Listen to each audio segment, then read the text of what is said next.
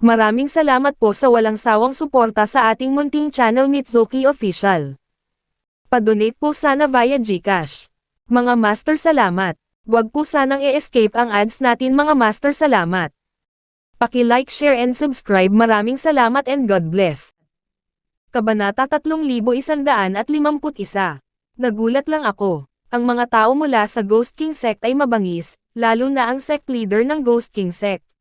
Bagamat hindi siya top-ranked sa listahan ng mga super powerhouses ng universo, kilalang kilala siya sa kanyang kalupitan. Tinanong ni Lena si Alex, nakilala mo na ba ang lalaking ito mula sa Ghost King Sect? Ang kanyang pagkakakilanlan ay tila pambihira. Ikinaway ni Alex ang kanyang kamay. Patay na siya. Namatay siya sa Yukon. Pinatay mo ba siya? Medyo. Pagkatapos noon, naglakad na ang tatlong tao. Nang madaanan nila ang daanan, nakita nila ang isang nakamamanghang tanawin sa unahan. Ang kapaligiran ay simpleng makapigil hininga. Hindi mabilang na mga immortal na bundok ang nakabitin ng patiwarik sa hangin.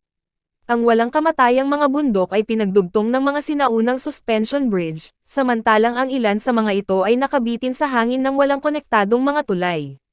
Ang walang kamatayang mga bundok ay may iba't ibang laki na may malalagang halaman at nababalot ng walang kamatayang chi. Samantala, sa ibaba ng walang kamatayang mga bundok na iyon ay nakalatag ang walang hangganang dagat. Napakaganda nito, bulalas ni Cecilia. Delikado rin, sabi ni Lena. Isang hakbang pa, at ikaw ay nasa saklaw ng mahusay na porma sayon. Kung ang isang normal na tao ay pumasok sa spell formation, hindi niya dapat isipin na lumabas sa kanyang buhay. Napatalon si Cecilia sa gulat at nagmamadaling umatras. Pinaandar ni Alex ang kanyang primordial at divine eye at tumingin sa ibabaw. Ang lugar na ito ay talagang puno ng mga bitag, at ang pagbuo ng spell ay komplikado. Ang tanawin ay tila kaaya-aya, ngunit hindi mabilang na mga misteryo at panganib ang nakatago sa loob nito. Mukhang ang bawat immortal na bundok dito ay isang mahalagang spell formation node, kung saan matatagpuan ang pinakabuod ng formation. Gayunpaman, lahat ng mga ito ay mga immortal na bundok na lumulutang sa hangin, at hindi sila konektado sa linya ng ley, kaya nasaan ang base ng spell formation. Ito ay dahil nasa loob ng spell formation ang lola ni Cecilia. Naapektuhan ang locus yung kinaroroonan niya. Kaya naman, kung nais ni Alex na iligtas siya, kailangan niyang hanapin ang eksaktong lokasyon nito. Gayunpaman, hindi siya maaaring pumasok ng walang ingat kung gusto niyang gawin iyon. Ang kanilang tanging paraan ay ang paghahanap upang makontrol ang pagbuo ng spell at kumpirmahin ang lokasyon ni Jennifer Peach sa pamamagitan nito. Ngumiti si Lena. Alam ko kung saan ang base ng spell formation. Itinuro niya ang dagat sa ilalim ng hindi mabilang na mga bundok na walang kamatayan. Sa dagat, tama iyan. Sabi ni Lena, hindi ko masyadong naiintindihan ang mga spell formation, pero narinig ko ang pag-uusap ng mga matatanda tungkol dito, noong bata pa ako. Mayroong kabuoang 720 immortal na bundok na lumulutang sa hangin. Gayunpaman, ang immortal na mga bundok na ito ay hindi mga bundok 10 milenyo na ang nakalipas, ngunit sila ay mga isla. Guys, tingnan mo ang hitsura ng mga walang kamatayang bundok na ito. Hindi mo ba naisip na mas mukha silang mga nakabaligtad na bundok? Sa katunayan, sila ay mga lumulutang na isla sa dagat noon. Tumanggaw si Alex. Ang mga bundok ay hindi lumulutang sa hangin ng walang dahilan. Ganoon din sa mga isla. Ang lumulutang na isla ay maaaring magsuspine sa dagat dahil sa buoyancy sa ibabaw ng dagat at ang maliit na suporta sa ilalim. Katulad nito, ang mga lumulutang na bundok ay nangangailangan din ng buoyancy. Ang buoyancy na ito ay nagmumula rin sa dagat sa ibaba nila. Nasa ilalim ng dagat, ang totoong spell formation ay nasa ilalim ng dagat. Tumanggaw si Lena. Nauna siyang humakbang pasulong. Sa sumunod na segundo, nanigas agad ang katawan niya. Tila hindi siya komportable dahil may puwersang umaapi sa kanya. Pagkatapos, nagmamadali ring humakbang si Alex at hinawakan siya. Pagpasok ni Cecilia ay lumuhad agad siya sa lupa. Ang kanyang cultivation base ay medyo mahina. Maaari akong humiram ng lakas ng dagat. Bababa muna ako, sabi ni Lena. Kaagad pagkatapos, tumalon siya sa bangin, tumalon patungo sa dagat na may lalim na ilang daang metro. Sa kalagitnaan ng hangin, biglang nagbago si Lena at nagpakita ng katawan ng naga. Natigilan si Cecilia. Siya. Tao ba siya? Paliwanag ni Alex, she has the bloodline of half human and half Naga. Ang tribo ng Naga ay sumusunod sa true martial sovereign, ang dakilang Genbo, na nagbabantay sa daanan patungo sa Undying Clan sa dulo ng Dead Zone at nakikipaglaban sa kanila sa loob ng maraming taon. Ngayon, sinusubukan ng Undying Clan na sugpuin ang kaharian, samantalang ang tribo ng Naga ay hindi na makakalaban ng mag-isa nang walang tulong ng dakilang Genbo. So, makakatakas lang sila. Sabi ni Cecilia, kung ganoon, totoo ba ang Undying Clan? Tumanggaw si Alex. Ito ay ganap na totoo. Sa pag-uusap, matagal nang tumalon si Lena sa tubig. Muli siyang lumutang at sinenyasan sina Alex at Cecilia na mabilis na pumasok sa dagat upang mahanap nila ang base ng spell formation sa ilalim ng dagat upang hanapin ang kontrol sa mahusay na formation. Thud. Thud. Sumakay sina Alex at Cecilia. Gayunpaman, nasaksihan din ng ilang dayuhang tumalon sa spell formation ang 3 tao na tumalon sa dagat. Kabanata 3152. Tumalon ang mga iyon. Sino sila? Maaaring nasa ilalim ng dagat ang totoong daanan ng Pompey Fairyland. Ang iilan ay kabilang sa mga kilalang figure ng Sansinukob. Mayroon silang malalim na cultivation base at maraming mahiwagang kayamanan sa kanilang mga kamay, ngunit mahirap para sa kanila na maabot ang spell formation ni Pompey na puno ng mga panganib. Higit sa lahat, napansin nilang hindi sila makalabas pagkatapos maglakad-lakad. Gayunpaman, ang tanging bagay na hindi nila sinubukan ay tumalon sa dagat. Marahil ay may kabuuang 100 tao sa grupong ito. Diretso silang tumalon pababa, nagmamadaling pumunta sa kinaroroonan ni Alex at ng iba pa. May darating. Ang pangunawa ni Lena ay malakas kapag siya ay nasa dagat. Ang dagat ay tulad ng kanyang pakiramdam ng hawakan. Sabi ni Cecilia, ano ang dapat nating gawin? Marami sa kanila. Lahat sila ay mga eksperto. Napangiti si Alex. Anong kinakatakutan mo? Huwag kalimutan kung sino ako ngayon. Ako ang big shot ng Ghost King Sect. Ang punto ay hindi nila nakita ang base ng spell formation sa dagat, kaya hindi nila maitaboy ang mga taong iyon sa pamamagitan ng pag-asa sa spell formation. At saka, ano ang kinatatakutan nila? Mayroong malaking grupo ng mga tao na naglilinang ng 10 Wheels Earth Incantation ni Saitegarba at isang malaking bilang ng mga eksperto sa Naga. Hoy, pare, sandali lang. May sumigaw at mabilis na lumapit kay Alex at sa iba pa. Gaya ng inaasahan, lahat sila ay mga eksperto sa kabila ng incarnate deity. Nanlumo si Alex. Hindi ba't ang mga batas ay hindi kumpleto dati? Noong tumakbo siya sa dakilang mundo ng Amerika, ang mga eksperto ng Tribong Peacock ay mga immortal monarchs lamang at mga katulad nito, at wala sa kanila ang isang incarnate deity. Paano magkakaroon ng isang pagsalakay ng mga eksperto sa antas ng Diyos sa universo? Sa kanyang isip, tila naiintindihan ng Mystic Maiden ang kanyang mga pagdududa. Ang mga batas ng universo ay hindi kumpleto. Ang mga dating eksperto sa deity tier ay dahan-dahan lamang na bumabalik, ngunit kapag ang kanilang cultivation ay umabot sa ganoong lawak, makakahanap pa rin sila ng mga paraan upang mapanatili ang kanilang lakas o pabagalin ang paghina ng kanilang cultivation. Ang bawat mundo sa universo ay naglalaman ng isang deity tier na eksperto, 3,000 sa kanila. Bukod dito, paano magkakaroon ng isang eksperto lamang batay sa kapasidad ng bawat mundo? Tumanggaw si Alex. Totoo yan. Sinabi ng Mystic Maiden, ang mga matandang geezers na ito ay tiyak na lalaban para sa pagkakataon ng pag-agos ng espiritual na enerhiya sa mundo ng Amerika. Kaya, manood ka na lang. Ilan lang sa kanila ang nakikita mo, at hindi mabilang sa kanila ang nagtatago sa ilalim ng tubig. Sa pag-uusap ni Alex at ng Mystic Maiden, may nakakilala sa kanyang mukha. Sect Master Miller mula sa Ghost King Sect. Hindi ko inaasahan na nandito ka. Nagulat si Alex. Ang maikling buhay na lalaking iyon ay isang leader ng sekta. Hiham at ginaya ang boses ng short-lived guy na iyon. Anong mali? Bawal ba akong sumama? Sinabi ng lalaking iyon, hindi ba't sinabi mo na pupunta ka sa Yukon upang maghanap ng kapalaran kasama ang puting buhok na demonyo mula sa White Phoenix House at ang iba pang 3 matandang geezers upang sugpuin ang iyong pagtatanim ng pilit? Bakit hindi ka gumawa ng anumang mga alon mamaya? Si Yukon ay inookupahan pa ng isang brat na nagngangalang Alex Rockefeller. Sa kanyang pagtataka, Alam ng grupong ito ng mga tao ang tungkol sa bagay na iyon. Sagot ni Alex, hindi mo alam Shitty. Mayroong isang immortal slaying sword formation sa Yukon. Ang puting buhok na demonyo, ang demonyong mangkukulam, at ang isa pa ay namatay sa ilalim ng immortal slaying sword formation. Kung hindi ako naging mapagmatsyag, nakilala ko rin ang aking pagkamatay. Di asterisk man iyong immortal slaying sword formation. Akala ko ay matagal na itong mawawalan ng lakas pagkatapos ng maraming taon, ngunit hindi ko inaasahan. Mas malakas ito kaysa dati.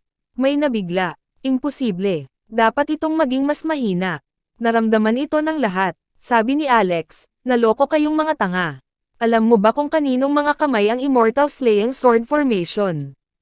Alam ko. Ito ay ang Little Divine Phoenix. Hindi ba siya lumabas last time? Gayunpaman, siya ay isang natitirang kaluluwa. Nalalabing kaluluwa, may A*S. Ang kanyang pisikal na katawan ay naghihintay sa akin sa loob. Maaaring kainin ng immortal slaying sword formation ang swerte at espiritual na enerhiya ni Yukon, at ang pagkonsumo nito ay hindi kasing bilis ng replenishment. Sa ilalim ng gayong mga kalagayan, ang pagkamatay ng puting buhok na demonyo at ang iba pa ay walang kabuluhan. Si Alex ay puno ng katarantaduhan, itinataguyod ang Little Divine Phoenix at ang Immortal Slaying Sword Formation. Kabanata 3153. Natural, sinubukan niyang takutin ang grupong ito ng mga tao at pigilan sila sa paggalugad ng Yukon. Gayunpaman, may nagsabi, napakaganda na ang pisikal na katawan ng Little Divine Phoenix ay nasa Yukon. Kapag nakahanap kami ng pagkakataon sa Pompey, hahabulin namin ang lugar na ito at agad na makikipagsanib puwersa sa iba pa. Magkasama tayong magtutungo sa Yukon at makunan ng buhay ang Little Divine Phoenix. Pagkatapos, mahuhuli din natin ang brat na iyon na nagngangalang Alex Rockefeller. Napakaraming swerte ang nakuha niya mula sa universo. Kailangan natin siyang iluwa para sigurado.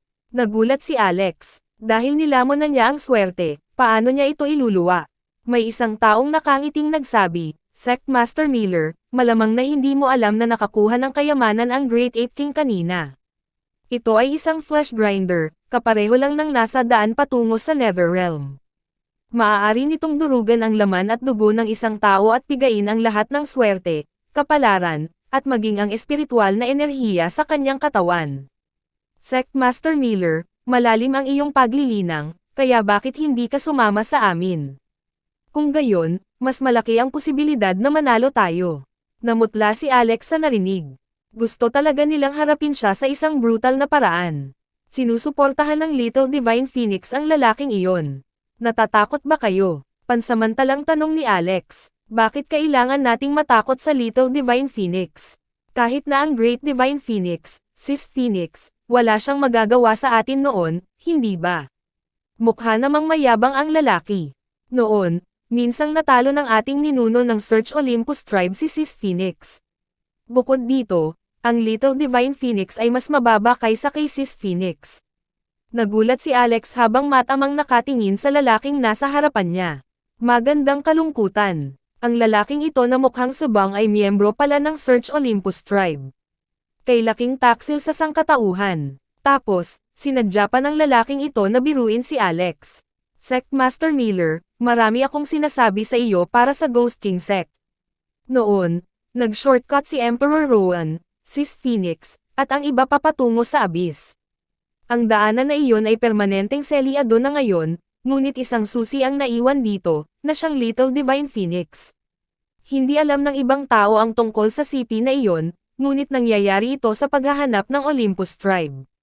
Tanong ni Alex, bakit malalaman ng tribo ng Olympus ang tungkol sa sikretong ito? Isang babae sa tabi niya ang nagsabi, iyan ay dahil ang ninuno ng ating tribong Olympus ay minsang personal na nag-escort sa kanila. Bukod dito, ang bulong-bulungan ay nagsasabi na si Emperor Rowan at ang iba pa ay hindi pumunta sa Abyss para sa labanan, ngunit naabot nila ang isang mas advanced na kaharian ng kosmiko pagkatapos na dumaan sa Abyss, at hindi na nila gustong bumalik pa. Tanong ni Alex, miyembro ka rin ba ng Search Olympus tribe? Sa hindi inaasahan, ang nakuha niyang sagot ay, haha, lahat tayo ay mula sa tribo ng Olympus. Tumawa si Alex, Lahat sila ay talagang mula sa Search Olympus tribe. Higit pa rito, nagkikimkom sila ng gayong masasamang kaisipan. Sino pa ba ang dapat niyang i-scam kung hindi sila? Aniya, nag-research ako ng mga spell formation nitong huling ilang millennia. Masisira ko ang spell formation dito. Pagdating ng oras, sabay tayong pumunta sa core area. Sabay tayong pupunta sa Yukon pagkatapos lumabas. Sect Master Miller, napakabuti mo. Kung gayon, hanapin muna natin ang base ng spell formation. Masisira lang natin ang spell formation pagkatapos mahanap ang base nito. Sige, walang problema. Buong oras ay tahimik sina Lena at Cecilia, tinitiis ang mga panunokso ni Alex na parang palabas ng unggoy. Gayunpaman, nagalit din sila sa lumabas sa kanilang mga bibig. Mabilis para sa isang grupo ng mga tao na hanapin ang batayan ng pagbuo ng spell. Ang pagkakaroon ng primordial eye, para mahanap ito ni Alex ng pinakamabilis. Nakahanap sila ng pwesto pagkatapos ng 5 minuto. Mabilis silang nakahanap ng iba pang mga lugar pagkatapos na baligtarin ang lokasyon ng base. Matapos masulyapan ang mga miyembro ng Olympus tribe, tumingin siya sa base ng spell formation, at isang pahiwatig ng isang hindi maipaliwanag na panunuya ay sumilay sa kanyang mga labi. Ang paghuhukay ng sarili ninyong mga libingan ay malamang na tumutukoy sa inyo. Kabanata 3154. Sect Master Miller, paano ito? Nakikita mo ba ang trick sa likod ng spell formation na ito? Kaya mo bang sirain? Tinanong siya ng mga miyembro ng tribo ng Olympus mula sa malayo. Dati silang nakakita ng mga magagaan na haligi na patuloy na umaangat mula sa walang kamatayang mga bundok.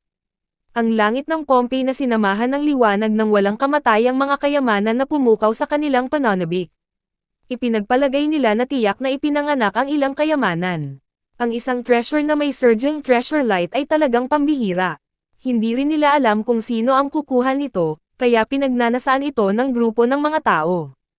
May chismis na si Zuri Zomer ang pinuno ng League of Cultivators noon. Siya ang dating numero 1 eksperto sa mundo ng Amerika at naghari sa loob ng ilang libong taon. Marahil ay marami ang mga kayamanang ito dito.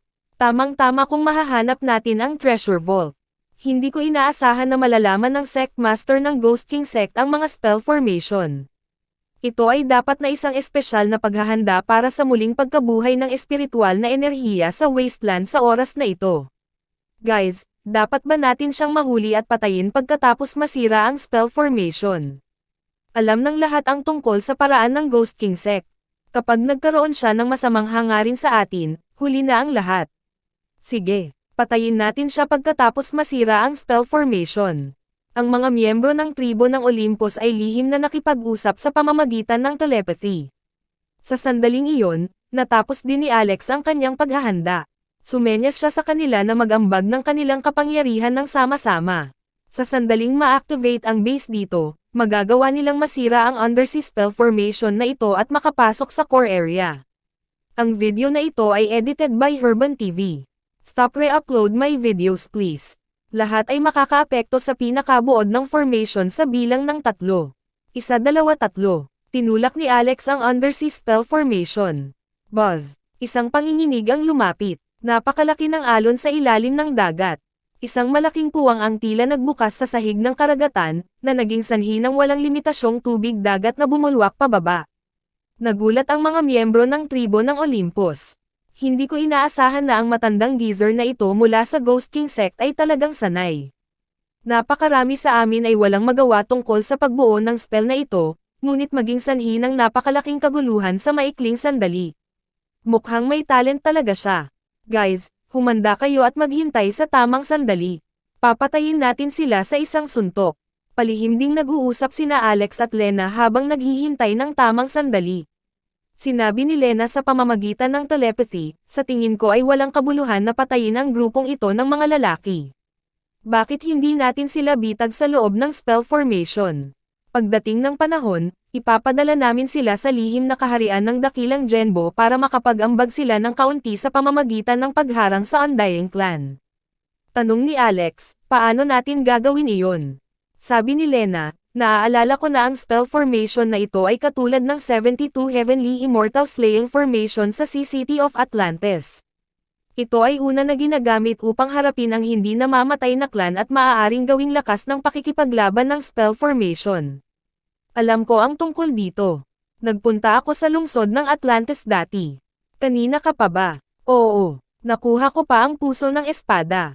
Ano? Nakuha mo ang puso ng espada. Mahusay iyon. Gamit ang puso ng espada, ang paghawak sa spell formation na ito ay magiging isang paglalakad sa parke nang walang anumang problema. Palihim na nagsabuatan ang dalawang tao para sa ilang negosyo ng unggoy. Ginulo nila ang spell formation gamit ang sword heart bago ito kontrolin.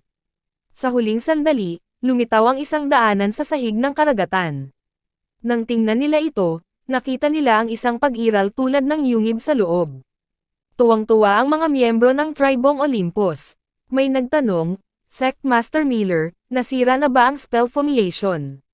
May lumabas na daanan sa ilalim, na naglalaman ng mga bahay at tulay. Ito dapat ang totoong lihim na kaharian ng Pompeii, tama ba?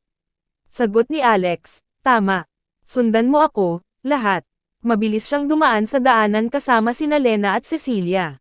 Natakot ang mga miyembro ng Olympus Tribe na isasara ni Alex ang daanan, kaya sumunod sila at sumugod na parang mga baliw. Pagkatapos noon, sabay-sabay na sinalakay ng mga taong ito si Alex nang sumugod sila. Sect Master Miller, salamat sa iyong tulong. Kabanata 3155. Magbabayad kami ng parangal sa iyo sa oras na ito ng taon. Matagal nang pinaghandaan ang grupong ito ng mga tao, kaya brutal ang kanilang mga pag-atake. Lahat ng atake nila ay damapo kay Alex, ngunit noon lang nila napansin na multo pala talaga ang target na nataman nila. Wala rito ang totoong Alex, at hindi alam ang kanyang kinaroroonan. Ano? Paanong nangyari ta? Nasaan na siya? Saan siya nagpunta? Noon lang, nadiskubre nilang nagbago ang kanilang mga posisyon sa kasalukuyan. Malinaw na nasa isang daanan sila ngayon lang, ngunit ang daanan ay naglaho at naging baog na guho sa isang kisap mata. Wala nang anumang walang kamatayang enerhiya o sumisikat na liwanag ng kayamanan. *man. Niloko tayo ng matandang Geezer Miller. Hiniram ng matandang Geezer na iyon ang aming kapangyarihan para i-unlock ang force field, ngunit hinaranggan niya kami sa labas nang hindi kami pinapasok. Tanong ng isa pang lalaki, hinaranggan niya lang ba tayong pumasok dito? Sa tingin ko ito ay hindi ganoon ka-simple. Ang walang kamatayang enerhiya ay wala rito, at ang mga batas ay magulo. Higit sa lahat, hindi ba kayo nakakaramdam ng bahagyang pananakit ng ulo? Sakit ng ulo? Hindi. Pare, may mali ba sa utak mo? Kalokohan. Ano kayang mali sa utak ko? Baka may mali sa lugar na ito. Tama iyan. May mali sa lugar mo. Noon ay may lumakad na figure. Si Alex Rockefeller iyon. Bukod dito, ito ay ang Alex Rockefeller na nagbago pabalik sa kanyang orihinal na hitsura. Ang mga miyembro ng Search Olympus Tribe ay natigilan nang makita siya. Hindi sila estranghero kay Alex, at marami silang napag-aralan tungkol sa kanyang personal na data at komposisyon ng pamilya, ngunit medyo natarante sila sa sandaling iyon. Alex Rockefeller. Hindi ba Alex Rockefeller iyon? Pumunta talaga siya dito sa halip na manatili sa Yukon. Humalaklak si Alex. Mukhang mababa ang katalinuhan mong basurang lahi. Ano ang sinabi mo? Hindi mo ba maintindihan ang wika ng tao? Paano ito kung gayon? Ang kanyang mukha ay pamitik at bamaling sa mukha ng pinuno ng sekta ng Ghost King Sect. Agad na natauhan ang mga miyembro ng tribo ng Olympus, ngunit lahat sila ay galit na galit. Ikaw. Hindi ikaw ang sect master ng Ghost King Sect. Ikaw si Alex Rockefeller. *man, paano naging ikaw? Sabi ni Alex, ito ay dahil napatay ko ang totoong sect master ng Ghost King Sect. Pinagtaksilan mo ng basura ang League of Cultivators noong nakaraan, at nagagawa mo na ang parehong lumang trick ngayon. Hindi na ito gumagana. May nagtanong, ano ang lugar na ito? Sabi ni Alex, hindi ba sinubukan ninyong pumasok sa spell formation sa lahat ng paraan? Ayan yun. Binabati kita. Pinasok nyo na. Higit pa rito, kayo ay magkakasamang mabubuhay sa spell formation na ito. Kayong mga tao mula sa Olympus Tribe ay nagtaksil sa inyong mga kaalyado at pumanig sa Undying Clan sa nakalipas na 3 milenyo. Ngayon, bibigyan ko kayo ng pagkakataong tabyusin ang inyong mga kasalanan. Lalaban kayo sa Undying Clan at magiging mga vanguard para sa Justice League ng mga tao dito. Tigilan mo na ang pakikipag-usap sa kanya. Ibaba mo muna siya. Ang grupong ito ng mga tao ay agad na naglunsad ng mga pag-atake kay Alex, ngunit sa kanilang pagtataka, si Alex ay isang multo pa rin. Nawala siya sa isang iglap, at tanging boses lang ang nadala. Mas mabuting maghanda na kayo dito. Babantayan ko kayo. Kung makakaligtas ka sa malawakang pag-atake ng Undying Clan, maaari kitang palayain. Sa sumunod na segundo, nawala na rin ang boses ni Alex. Kasalukuyan niyang kinokontrol ang spell formation sa pamamagitan ng Sword Heart para suriin ang sitwasyon sa loob ng spell formation. Maraming tagalabas ng universo ang nasa ilalim ng kanyang kontrol habang hinahanap niya ang lola ni Cecilia. Sa wakas ay natagpuan niya ito pagkatapos ng ilang sandali na paghahanap sa paligid. Si Cecilia ay nasa tabi mismo ni Alex, kaya nakakakita rin siya ng mga pangkat ng mga figure at natagpuan ang kanyang lola sa karamihan. Noong una ay inakala ni Cecilia na ang kanyang lola ay nasa panganib o nabiktima ng masasamang disenyo ng kanyang mga kasama, ngunit ang isang mas malapit na pagtingin ay nagsabi na ganap na hindi iyon ang nangyari. Maaaring nasa panganib ang ibang tao sa koponan kung saan naroon si Jennifer, ngunit hindi siya haharap sa anumang panganib dahil protektado siya sa lahat ng direksyon. Siya ay isang mansanas lamang ng kanilang mga mata. Cecilia, bahagi ba sila ng pamilya Peach? Naguguluhan na tanong ni Alex. Kabanata 3156. Hindi sila. Kilala ko ang ilan sa kanila. Lahat sila ay may kaparehong henerasyon ng aking lola, na medyo sikat sa universo. Hindi ko rin alam kung bakit nila binibigyang importansya ang lola ko. Curious din si Cecilia. Logically, hindi ganoon dapat. Sabi ni Lena, ibig sabihin, malaki ang prestihiyo ng lola mo, kaya lahat ay handang lumaban ng ngipin at kuko para protektahan siya. Panipi, baka, naiintindihan pa rin ni Cecilia ang kanyang lola. May prestige ba talaga siya? Hindi rin siya sigurado, ngunit isang bagay na makumpirma niya ay maraming tao ang umiwas sa kanyang lola dahil sa kanyang pananaliksik sa mga lason. Mas mabuti kung maiiwasan nila ang pakikipag-ugnay sa kanya. Hindi rin niya maintindihan ang eksenang nasa harapan niya. Sabi ni Alex, ang side ng lola mo ay umabot na sa dulo. Sa kasamaang palad, ito ay isang dead end, at ang kanyang kaligtasan ay hindi isang isyu. Kaya hindi mo na kailangang mag-alala pa sa kanya. Isinantabi nila ang usapin tungkol kay Jennifer.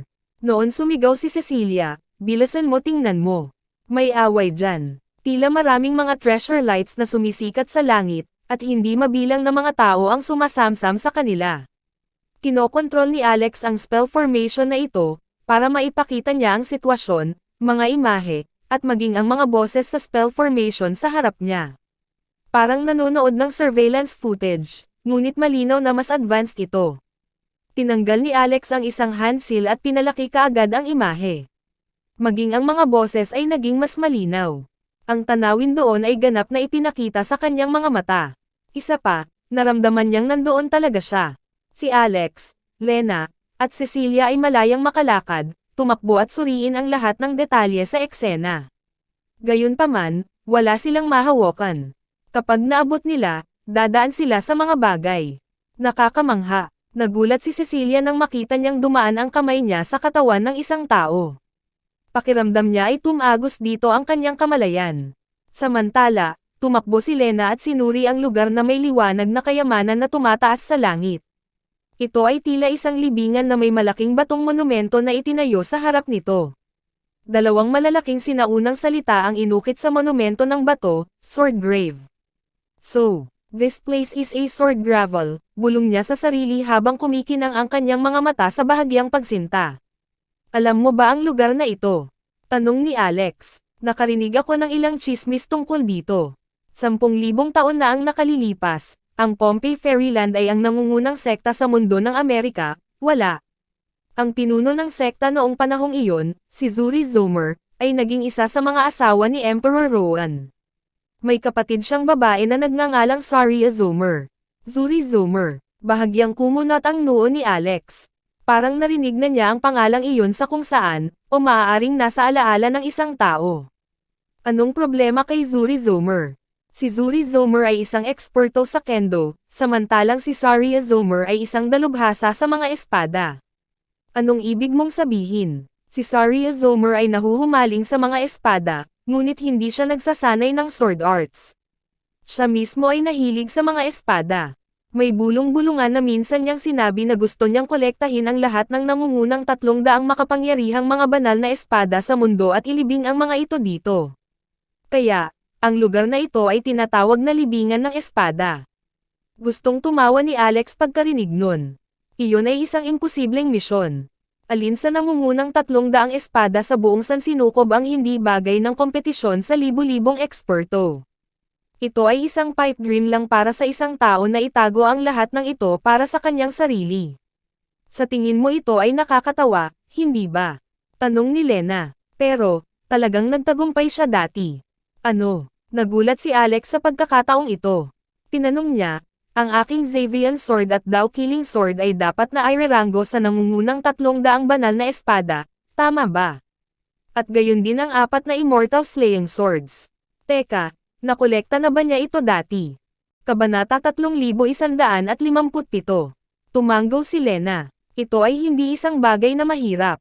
Hindi naman. Kailangan mong maunawaan na si Saria Zomer ay ang nakatatandang kapatid na babae ni Zuri Zomer, at ang kanyang asawa ay hindi rin isang hindi kilalang tao. Ang kanyang asawa ay si Hendrickson Stormer. Bago ang pagsikat ni Emperor Rowan, siya ang numero 1 tao sa dakilang mundo ng Amerika at ang nagtatag ng League of Cultivators. Sa ganoong relasyon, maaari siyang humiram ng ilang mga espada kung gusto niya. Tumanggaw si Alex nang marinig ang mga salitang iyon. Ganon pala, ngumiti siya. Sa katunayan, nakakabilib na maaari niyang makuha ang nangungunang 300 banal na espada sa mundo. Sinabi ni Lena, ngunit, marahil ay hindi mo alam na may sikreto sa libingan ng espada. Ha? May sikreto pa ba? Sa palagay mo ba nakolekta ni Saria Zomer ang nangungunang 300 banal na espada sa mundo dahil ito ay nakakatuwa? Maaaring mayroon siyang iba pang mga layunin. Siyempre, gusto niyang itaas ang mga espada. Ang Tayback ay ang hari ng mga kawal. Gaano karaming blade aura ang maiikli kung napakaraming divine sword ang natipon at ibinaon sa loob ng sword grave. Ito ay hindi maiisip, at, ang blade aura ay maaaring makatulong sa kanya na itaas ang isang walang katulad na banal na espada. Ang video na ito ay edited by Herban TV.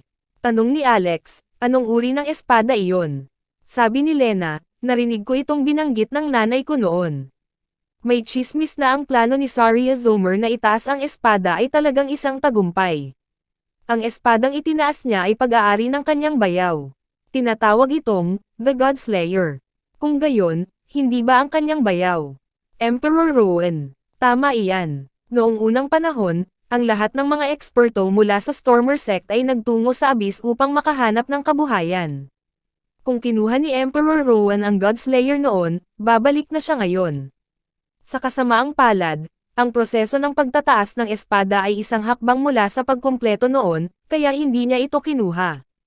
Tanong ni Alex, ang ibig mo bang sabihin ay nasa loob pa rin ng sword grave na ito ang God Slayer? Tumanggaw si Lena. Nakaramdam agad ng motibasyon si Alex. Ito ang sandata ng numero 1 tao sa universo. Bukod dito, ito ay na-upgrade. Sino ba ang ayaw nito? Anong itsura? Walang nakakita nito dati. Umiling si Lena. Maaaring may nakakita sa God Slayer ni Emperor Rowan dati. Malamang na ang ilang sketchbook ng larawan at mga katulad nito ay naipasa. Gayunpaman, sinabi sa kanya ni Lena na ang laki at hitsura ng God Slayer ay magbabago sa panahon ng proseso ng pagtataas ng espada at ang mga dumi sa loob ay aalisin, naiiwan lamang ang asensya. Sa makatuwid, walang sino man ang nakakita nito. Kung tungkol sa libingan ng espada, hindi ito mabuksan ng may malupit na puwersa sa huling sandali ng pagtataas ng espada. Ang isa ay maaari lamang maghintay na ito ay mabuksan ng mag-isa. Kung gayon, ang ibig mo bang sabihin ay bukas na ang libingan ng espada, at ang mamamatay tao ay nakatago sa gitna ng maraming espadang ito? Tama iyan. Tumanggaw si Alex. Kung gayon, tiyak na hindi natin hahayaang makatakas ang mga taong ito. Ngumiti siya. Ang spell formation ni Pompey ay kasalukuyang nasa ilalim ng kanyang kontrol, kaya hindi dapat mahirap kung gusto niyang makuha ang kanyang mga kamay dito. Noon ay bigla niyang napansin na may sumisigaw, bawal mang-agaw sa kanila. Binuksan ng Lunyala sect ang Sword Grave, kaya kalahati ng mahiwagang kayamanan sa loob ay pag-aari ng Lunyala sect. Ibigay ang lahat ng iyong nakuha at ilagay ang mga ito dito. Ipapamahagi sila ng Lunyala sect. Kung hindi, mamatay ka. Naalala agad ito ni Alex nang tingnan niyang mabuti ang nagsasalita. Iyon ang lalaki na ang multo ay pinatay niya pabalik sa templo. Anuman ang kanyang tono ng pananalita o kilos, siya pa rin ang bastos. Walang mga disenteng tao sa Lunyala sect. Gayunpaman, napansin ni Alex na hindi ganoon kadali para sa mga nangongolekta ng mga banal na espada sa libingan ng espada, at nananatili pa rin ang mga casualty. Ang mga banal na espada ay naglalaman ng mga espirito, hindi ilang mga pitaka na natagpuan sa isang kalye. Matapos mag-isip sandali, sinabi ni Alex, hayaan mo muna silang kolektahin ang mga espada. Kukumpiskahin natin ang mga banal na espada mamaya. Kabanata 3158. Ang pananalita ng batang Panginoon ng Lunyala sect ay agad na pumukaw ng matinding pagtutol. Ang mga hindi nakakuha ng anumang mahiwagang kayamanan sa panahon ng proseso ay hindi naisip ito, at sumang-ayon pa sila sa pamamaraang ito. Gayunpaman, ang mga nagkaroon ay hindi gustong gawin ito. Nakarating kaya ang Lunyala sect nang wala tayong pinagsama-samang pagsisikap. Nag-ambag kami ng mahusay na pagsisikap upang masira ang pagbuo ng spell, kaya bakit dapat kunin ng Lunyala sect ang kalahati ng pagnakawan? Paano magiging sapat ang natitirang pagnanakaw para ibahagi sa napakarami sa atin? May tumalon at nagpahayag ng matinding kawalang kasiyahan. Higit pa rito, may agad na nagsimula ng away sa mga miyembro ng Lunyala sect. Gayunpaman, may napatay sa loob ng ilang segundo. Ang batang Panginoon ng Lunyala sect, si Julius Jackson, ay tiyak na isang masamang tao na hahampasin ng walang awa. Wala siyang gagawin o kitilin ang buhay ng isang tao. Sa katunayan, walang gaanong miyembro mula sa Lunyala sect sa pangkat na ito. Ito ay isang kabuuang 7 tao, ngunit mayroong higit sa 50 tao mula sa kabuuan ng iba pang mga sekta. Kung ikukumpara ang dalawang paksayon, malaki ang pagkakaiba. Sa kasamaang palad, maliban sa mga miyembro ng Lunyala sect, ang ibang mga tao ay hindi nagkakaisa, tulad ng isang bunten ng maluwag na buhangin. Sa ilalim ng gayong mga kalagayan, laro lamang ng bata para makontrol sila ni Julius. Mukhang maraming mahiwagang kayamanan sa libingan ng espada. Nakita ko ang ilan sa kanila na lumipad bago dumaan sa force field barrier ng walang kamatayang bundok na iyon. Kitang-kita ito ni Alex. Iyon ay isang mahabang pulang espada. Pagkalabas sa libingan ng espada, dumiretso ito patungo sa force field. Pagkatapos, nabigo ang force field ng spell formation na harangan ang sinag ng sword light, at ang espada ay dumaan dito kaagad. Maaaring ito ay ang Godslayer. Agad namang umatras si Alex sa pinangyarihan at hinabol ito matapos matukoy ang direksyon. Siya ang aktwal na controller ng spell formation. Binalot ng malaking spell formation ang lahat ng immortal na bundok at mga lumulutang na isla sa gilid na ito. Kaya, maaari siyang direktang lumitaw sa harap ng kalaban sa pamamagitan ng paggamit ng paraan na katulad ng instant teleportation sa pamamagitan ng spell formation. Chaos Tree. Whoosh! Isang hanay ng mga ugat ng Chaos Tree ang biglang lumitaw at humarang sa daanan ng mahabang pulang espada. Huminto ang mahabang pulang espada sa gitna ng hangin. Pagkatapos, ang espada ay biglang naglaslad sa mga ugat ng Chaos Tree. Dahil dito, nasabit ito ng mga ugat ng puno at hindi makagalaw ng matagal. Imposibleng maging Godslayer. Grabe yung quality, dismayadong sabi ni Alex. Nawalan siya ng interes sa espadang ito at tumalikod para umalis. Maging ang Chaos Tree ay hindi na interesado rito at direktang pinalaya ito. Hindi napigilan ni Alex ang pag-ungol sa sarili, hindi ba ang mga espada sa espada ay nangunguna sa 300 espada sa mundo? Ang isang bagay na mas mababa tulad nito ay hindi maaaring may rank sa nangungunang 300, tama ba? Ang pag-uugali ni Alex ay tila nagalit sa pulang espada na iyon. Nanginginig ito sa isang ugong.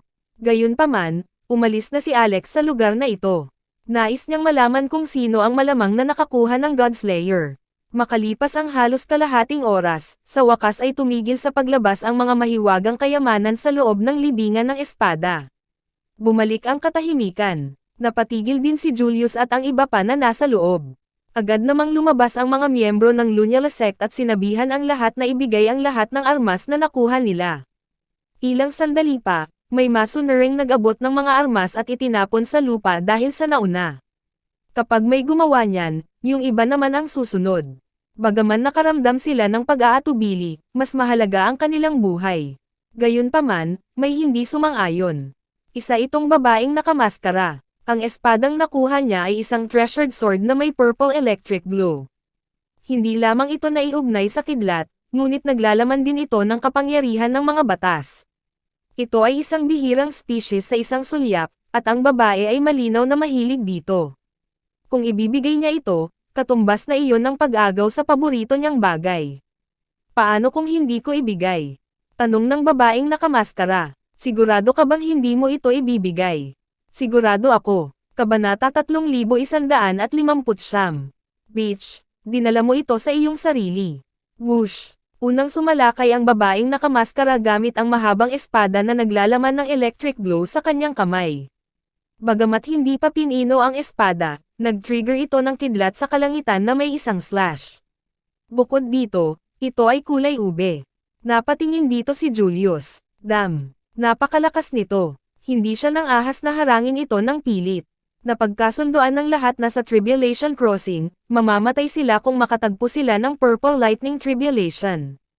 Ang Purple Lightning Tribulation ay kilala bilang Lightning Tribulation na may pinakamalakas na pagkawasak. Ang nilikha ng babaeng nakamaskara ay hindi ang Lightning Tribulation, ngunit ito ay malamang nakatulad nito. Boom! Bumaba ang kidlat. Iniwasan ito ni Julius. Gayunpaman, dalawang kapos-palad na miyembro ng Lunyala sect ang tinamaan ng lilang kidlat. Ang paglilinang ng dalawang taong ito ay maaaring mas mababa kaysa kay Julius, ngunit sila ay itinuturing na mga eksperto. Dahil dito, sila ay hinaypan sa mga piraso sa sandaling sila ay sinaktan. Diyos ko, may bulalas na hindi makapaniwala. Medyo natarante rin si Julius. Paano siya mabubuhay kung ito ay damapo sa kanya? Sa sandaling iyon, naisipan niya talagang tumakas. Gayunpaman, noon ay biglang napaupo sa lupa ang babaeng nakamaskara at humihingal sa malakas na pag-alog ng kanyang katawan. Damalay pa ang agos ng pulang-pulang dugo sa kanyang mga labi malapit sa kanyang maskara. Haha, naiintindihan ko. Hindi na nakatakas si Julius, pero tumawa siya. Ang iyong antas ng paglilinang ay malamang na hindi mataas, kaya ang espadang ito ay hindi mo magagamit ngayon. Nakatanggap ka ng backlash pagkatapos ng napakalakas na suntok, hindi ba? Ang kanyang mga mata ay kumikinang na mas mapusok na nakatingin sa espada dahil gusto niyang itago ito para sa kanyang sarili. Gayunpaman, sa susunod na segundo, ang babaeng nakamaskara ay biglang iwinagayway ang kanyang kamay at nagkalat ng isang uri ng nakatagong sandata. Tiningnan ito ng mabuti ni Julius. Isa pala itong karayom. Asol ang dulo ng karayom. Ito ay malinaw na naglalaman ng nakamamatay na lason. Fuck, damn bitch. Wham! Isang smack ang pinakawalan niya bago umatras. Ang babaeng nakamaskara ay hindi masigasig na manlalaban. Pagkatapos bumangon, hinawakan niya ang lilang banal na espada at tumakbo palayo. Tumakas ka. Gusto mo. Galit na galit si Julius. Pumasok din ang mga miyembro ng Lunyala sect para harangin siya. Ang babaeng nakamaskara ay desperadong tumakbo at aksidenteng nalaglag ang kanyang maskara sa kalagitnaan. Sa kabilang banda, nang tingnang mabuti ni Alex ang mukha ng babaeng nakamaskara, agad itong napabulalas, "Senior."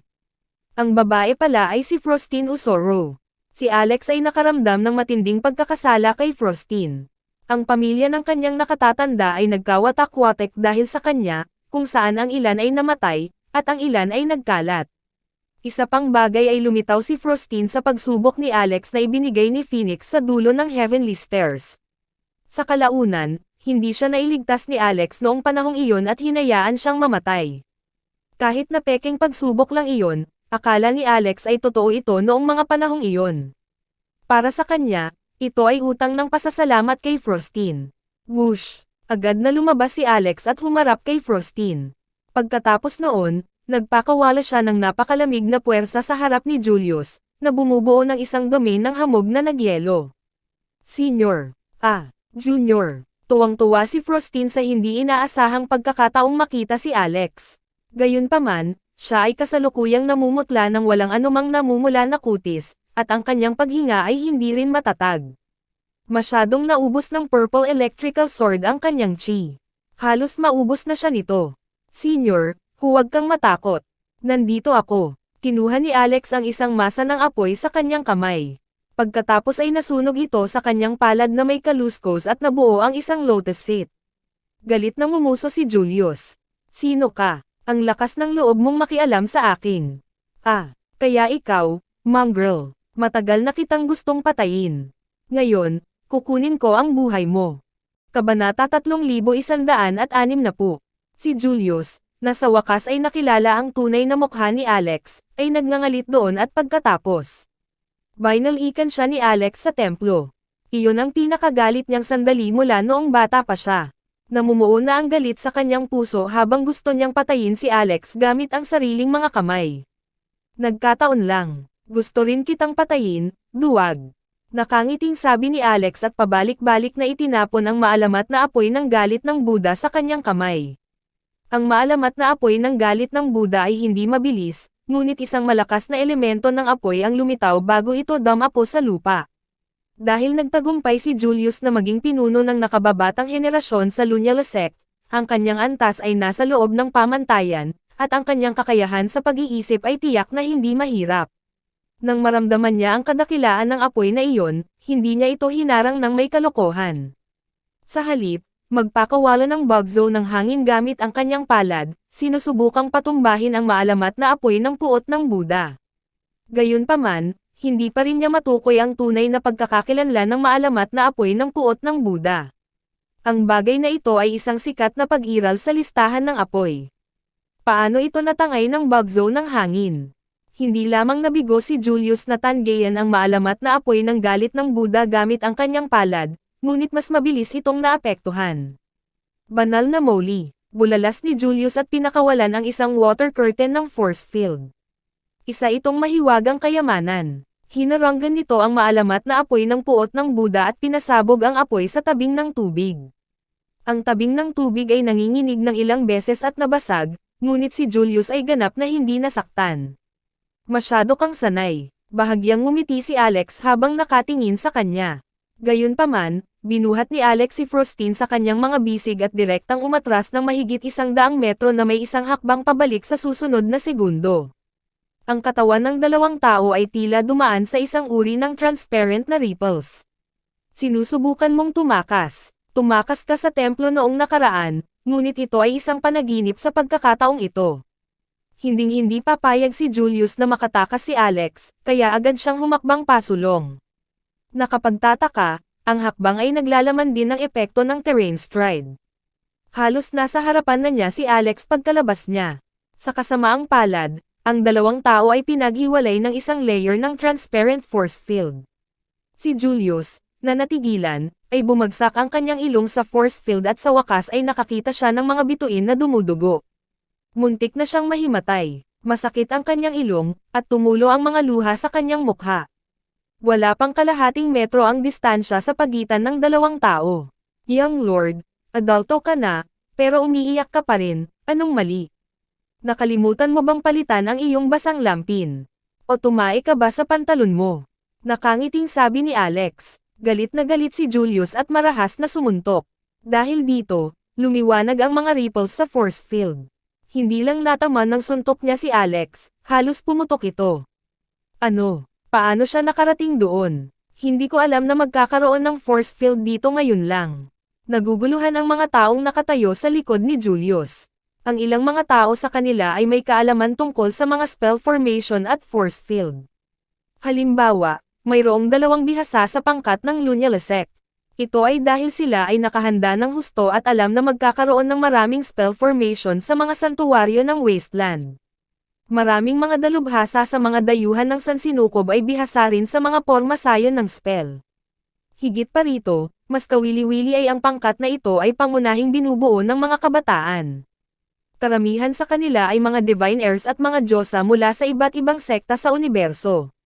Ang mga taong ito ay kadalasang nakikipag-ugnayan sa mga pangunahing mapagkukunan ng mga sekta, kaya natural nilang naiintindihan ang mga pagbuo ng spell. Sa kasamaang palad, ang pagbuo ng spell sa Pompey Fairyland ay napakakomplikado kaya nawalan sila ng balanse. May nagsabi, nakarinig ako ng chismis na ang brat na Rockefeller brat na ito ang numero 1 tao sa Wasteland. Walang gaanong komento tungkol sa kanyang martial arts at cultivation, ngunit sinasabing ang kanyang spell formation level ay ang pinakamahusay sa mortal realm. Kung hindi, bakit maraming bigwig ang mabibigo na makapasok sa Yukon? Hindi pinansin ni Alex ang mga talakayan ng mga taong ito. Forget what they doing, keep on